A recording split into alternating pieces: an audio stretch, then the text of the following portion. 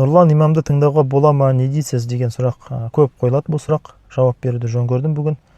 Қараңыздар, Нұрлан имамның инстаграмдағы оқырмандар саны миллионға жеткен. Демек, бұл халық пайда алып жатыр дегеннің тікелей көрсеткіші. Екіншіден, Нұрлан имам бір жат ағымның өкілі емес, кәдімгі ресми діни басқарманың тіркелген ұстазы, үлкен бір мешіттің бас имамы Астанада. Бұл кісіні өзім танимын. Бірге сапарлас болдық, кейбір мәселелерді өзінен сұрап алғам.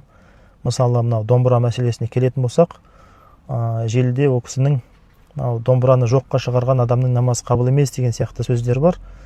Бұны сұраған кезде ұстаз провокаторларға жауап берген едім дейді.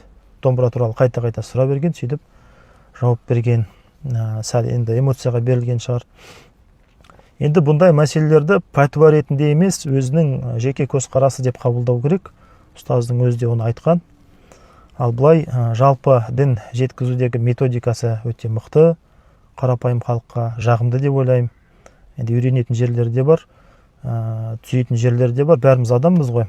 Енді өзіміздің осындай дағуатшы қазақ ұстаздарымыз көп емес. Сол себепті бір-бірімізді шұқыламайық, керісінше бір-бірімізді қолдап жүрейік қазіргі заманда.